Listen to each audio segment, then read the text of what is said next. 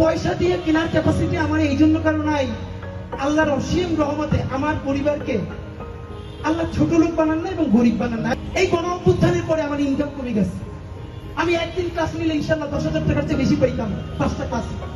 আমি যখন ভার্সিটির ফার্স্ট ইয়ারে পড়ি তখন থেকে সাইকুর্সের পান্থপথ এবং মৌচাক ব্রাঞ্চের আমি সব থেকে জনপ্রিয় টিচারদের একজন। আমি যখন ফার্স্ট ইয়ারে পড়ি তখন ভার্সিটি এডমিশনের জন্য একটা ইংলিশ বই লিখছিলাম, চান্স প্লাস। 5 বছরে রেকর্ড পরিমাণ বিক্রি হয়েছে বইটা। আমি ওই ফার্স্ট ইয়ারের একটা ছেলে, এত রেভিনিউ পাইছি, মানে আমার বোন সেই টাকা নিয়ে আমার জন্য ঢাকার আশেপাশে একটা জমি কিনে ফেলছে। এই কথাটা এই জন্য বললাম, এই গণ অভ্যুত্থানের পরে আমার ইনকাম কমে গেছে। আমি একদিন ক্লাস নিলে ইনশাল্লাহ 10,000 টাকার চেয়ে বেশি পাইতাম 5টা ক্লাসে। আমি আইএলটিএস এর যে প্রাইভেট ব্যাচ পড়াইতাম, স্পেশাল ব্যাচ শুধু রিডিং এর, সেখান থেকে অনেক বেশি ইনকাম হইতো।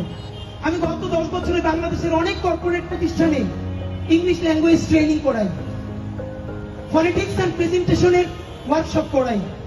বাংলাদেশে এবং বিদেশে হাজার হাজার শিক্ষার্থী আছে আমার, যাদেরকে গত 10 বছর ধরে আমি ট্রেন আপ করাইছি। এই কথাটা এই জন্য বললাম, পয়সা দিয়ে কেনার ক্যাপাসিটি আমার এই জন্য কারণ নাই, আল্লাহর অসীম রহমতে আমার পরিবারকে আল্লাহ ছোট লোক বানান না এবং গরিব বানান না। আমি গরিবটাকে বৈষম্যমূলক অর্থে বলছি না। আল্লাহ রাসূল নিজে পর্যন্ত চরম দারিদ্র থেকে মুক্তি চেয়েছেন। চরম দারিদ্র্যের কারণে মানুষ দুর্নীতি করে। যতটুকু দারিদ্র থাকলে দুর্নীতি করে, আল্লাহ আমার ওই দারিদ্রের মধ্য দিয়ে কোনোদিন নেন নাই।